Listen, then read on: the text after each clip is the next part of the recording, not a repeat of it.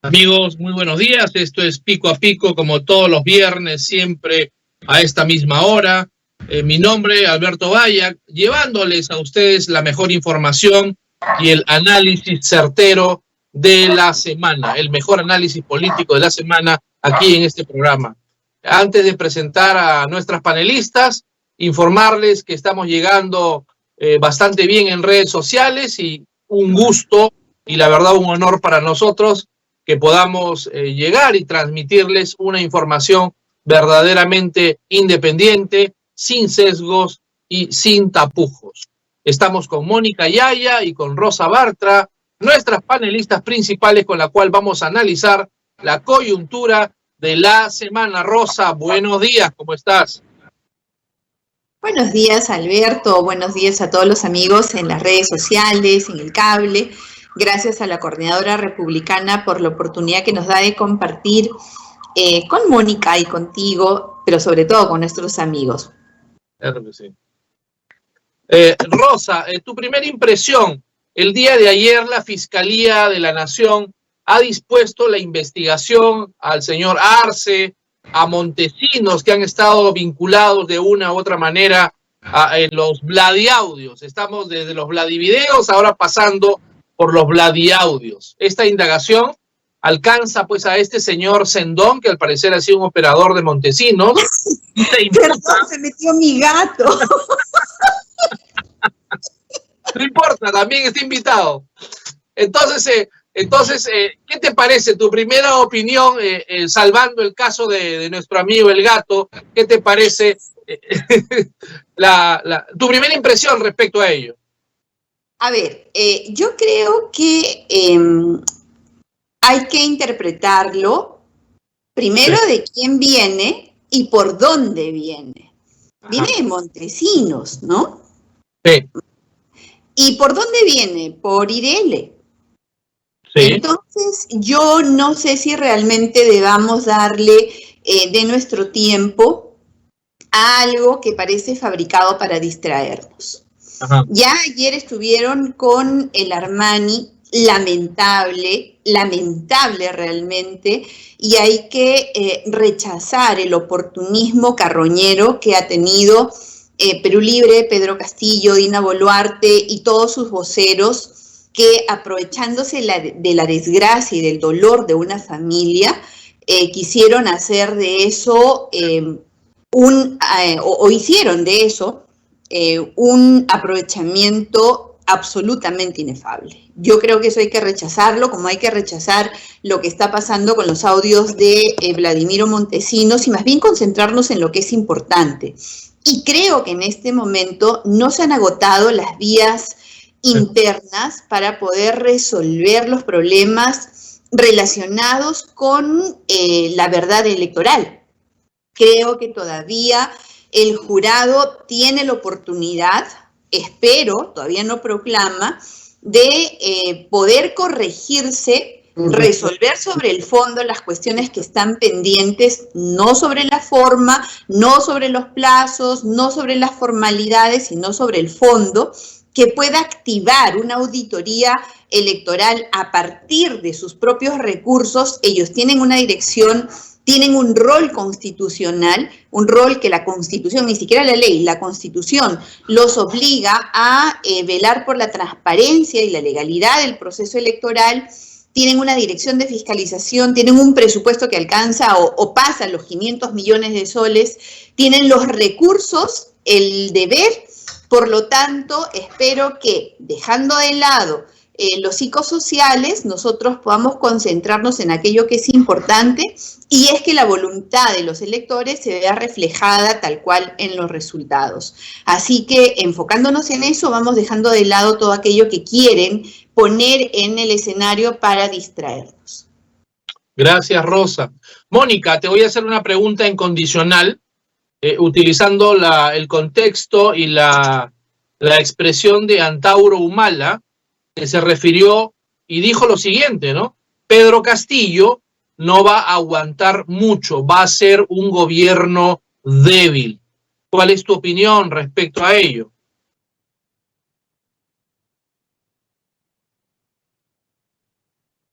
Tu audio. Buenos días.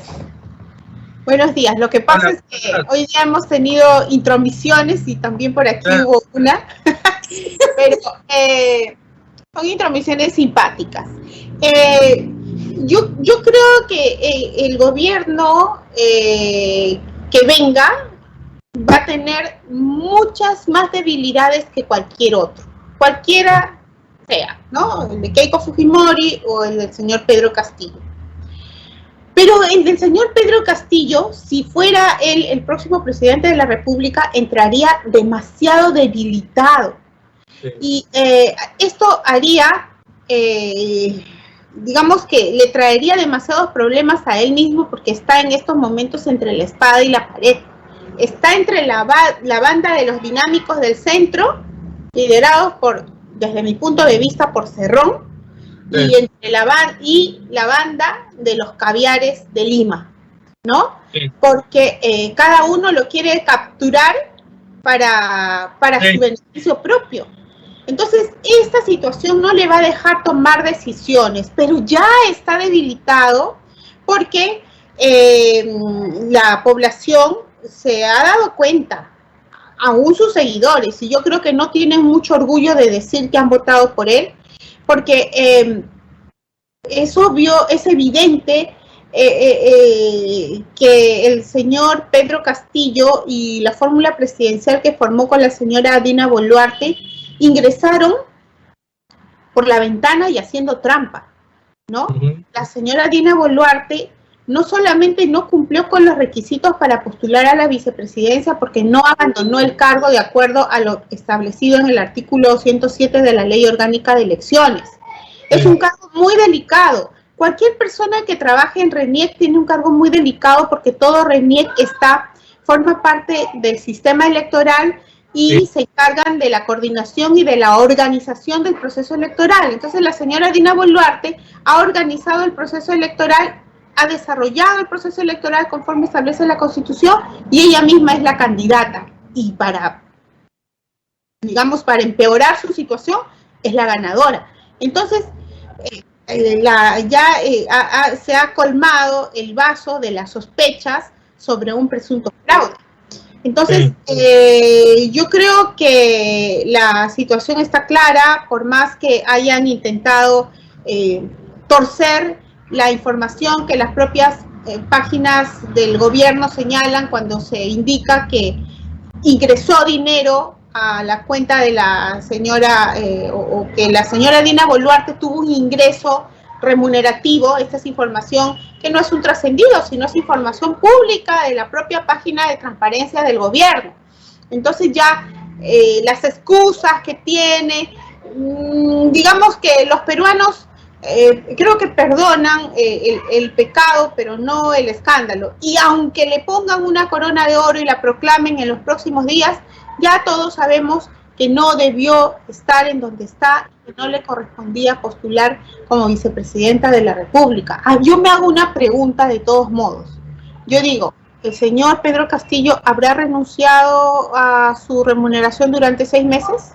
¿Habrá pedido la licencia que corresponde? Tengo mis serias dudas, pero de todos modos ya entra debilitado con estas pruebas, porque ya son pruebas, de que la señora Dina Boluarte no se apartó de su cargo de organizadora del proceso electoral 6 meses antes. Y eso ya la hizo ingresar en un conflicto de intereses que hace ver que aquí hubo trampa. Claro, gracias, Mónica. Rosa, la segunda vuelta electoral es una institución que nace en Francia, ¿no? Sabemos que en el Segundo Imperio de Napoleón se instituye como un esquema, ¿no?, de legitimación política. Para eso se crea la segunda vuelta. ¿Crees tú que en el Perú esta institución sea anacrónica? ¿Crees que tiene que ser reformada? Porque las últimas elecciones de segunda vuelta, al ser tan reñidas, tan parejas, y con un ordenamiento jurídico electoral bastante cuestionable, ¿crees tú que pueda reformarse esto para generar tal vez más confianza en una ciudadanía que está ávida de requerir la confianza y la credibilidad de sus entes electorales? Yo creo que sí. El balotage, como efectivamente tiene como nombre inicial la segunda vuelta, es una institución que debe necesariamente pasar por un cambio. Pero este es un cambio que debe ser completo. Y lo digo con la autoridad de alguien que trabajó el nuevo Código Electoral y que lo terminamos. En el año 2016 y al 2017 conformamos una comisión en el Congreso de la República, estuvo presidido por la entonces congresista Patricia Donaire. Integramos un grupo importante de legisladores y trabajamos el Código Electoral. No vio la luz, lamentablemente, y cuando yo fui presidente de la Comisión de Constitución también impulsamos la sistematización de toda la legislación electoral, porque, por ejemplo, lo que acaba de señalar Mónica es parte de lo que está mal en nuestro sistema electoral. Fíjate que para los congresistas se piden ciertos requisitos y para la plancha presidencial no. Claro. Aparentemente hay un desfase legislativo, hay mala técnica legislativa. Por eso es que a Dina Boluarte la excluyen como candidata al Congreso de la República por no haber por no haber solicitado la licencia con el tiempo debido. Sin embargo, la mantienen como candidata a la primera vicepresidencia de la República. Es absurdo. Si no puede ser candidato al Congreso, menos pues podría serlo para la plancha presidencial. Sí. Así que todo esto tiene que ser reformado y espero que el próximo Congreso, que ya está proclamado como una de sus primeras tareas, debe plantearse aprobar el Código Electoral. Está listo, está hecho, hay una revisión que subsana todas estas omisiones, vacíos, defectos, de tal manera que podamos tener una legislación electoral que tenga que ser necesariamente cumplida por todos. Y que no se preste, pues, a lo que hemos tenido ahora, ¿no? Que, hubo un error, hubo una omisión, y otro error, y aparentemente error tras error hemos ido validando candidaturas que no debieron estar y se han excluido candidaturas que debieron estar por el derecho a la participación política. Así que, como reflexión de cierre sobre esto, hay muchísimo que hacer en materia política, muchísimo que hacer en materia electoral, y espero que el próximo Congreso tenga la voluntad política de ponerse de acuerdo para poder sistematizar el Código Electoral y pueda ver la luz. Claro que sí, Rosa, muchas gracias. Mónica, hablando en materia de derecho electoral y constitucional, al candidato Sillonis, de Todos por el Perú, lo sacan por un tema de un Volkswagen que no había vendido hace algunos años, o que lo vende, pero que no hizo el registro correspondiente. Al APRA no le permiten, por cuestiones de tiempo, la inscripción al Congreso, y el Partido Popular Cristiano una cuestión similar. Pero Dina Boluarte, candidata a la primera vicepresidencia del Perú, siendo todavía, no habiendo pedido licencia a la RENIEC, un órgano importantísimo del sistema electoral peruano, le permiten la postulación. ¿Crees tú que haya habido un favoritismo, una preferencia hacia determinados candidatos en esta elección? Presumiblemente un fraude del cual se está hablando. Sí, yo creo que ha habido una preferencia. Mira tú que cuando hice la denuncia, más o menos creo que fue en el programa de Milagros Leiva a las 8 de la noche, a las 11 de la noche me estuvieron enviando desde el Jurado Nacional de Elecciones y dirigiéndose a mí directamente a mis mensajes de Twitter, respuestas a una solicitud de nulidad que en estos momentos está en trámite.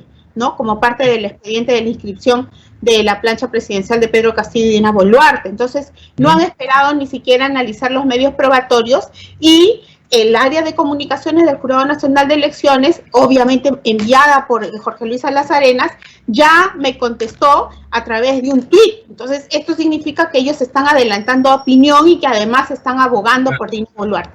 Y en este aspecto yo discrepo con Rosa, porque yo creo que en este caso no hay ningún vacío.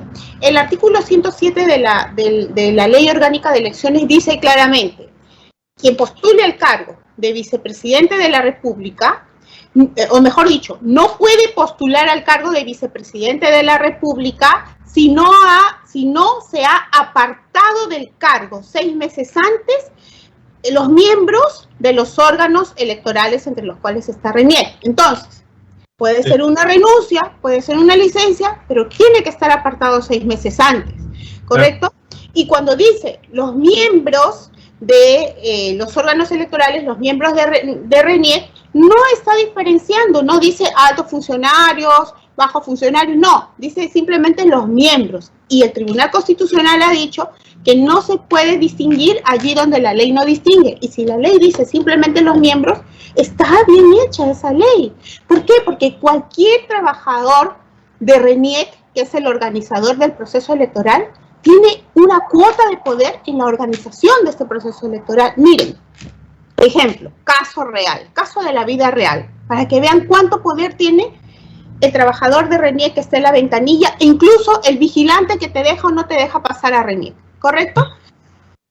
El partido del señor Fernando Olivera, Frente de la Esperanza, no pudo inscribir su fórmula presidencial. La declararon improcedente. ¿Por qué?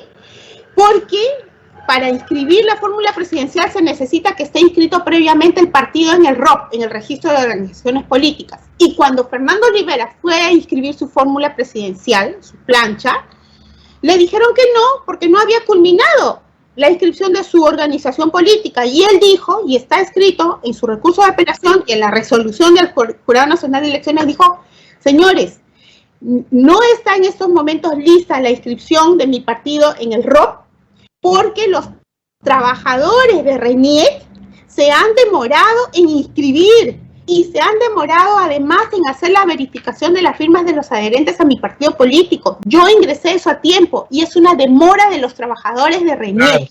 Y por eso no puedo en estos momentos ingresar mi fórmula presidencial. Y le declararon improcedente, no le dieron la razón.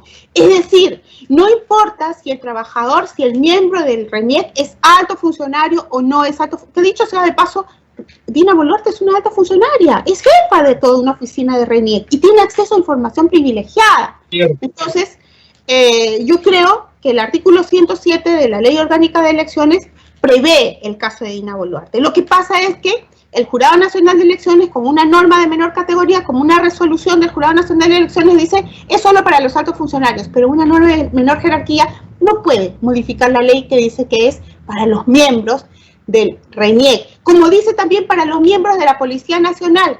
Y a nadie se le ocurre pensar que solamente los generales y los comandantes están prohibidos de postular a un cargo político. Gracias.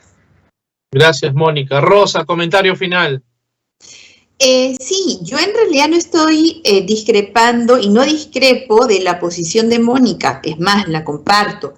Mi llamada de atención va en el sentido de que la señora Dina Boluarte no solamente tiene una doble falta, no solamente pidió la licencia los 2 meses antes que se exigía para su postulación, o perdón, un mes antes como se exigía para su postulación como congresista de la República, mucho más los 6 meses, solamente que ellos se han amparado en términos o en normas de menor jerarquía para mantenerle en esa postulación, lo cual es sumamente extraño, porque cómo la apartan del cargo de congresista del cargo de postulación a congresista por incumplimiento, pero la mantienen en la postulación para el cargo de primera vicepresidenta. Así que yo creo que además todo esto debe quedar completamente claro, porque sí es verdad que de las zonas, digamos,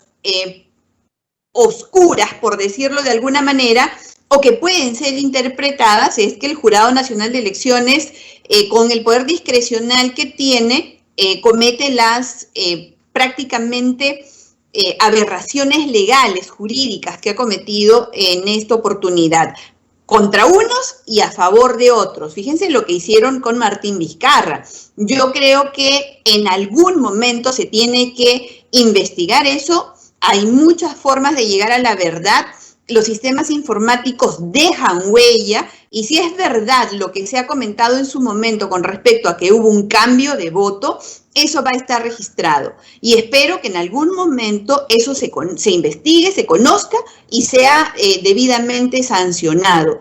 Porque con la ley electoral, con la voluntad del pueblo, con el poder del pueblo que se expresa a través del voto, de ninguna manera se puede jugar, de ninguna manera. Eso debe ser lo más inmaculado posible.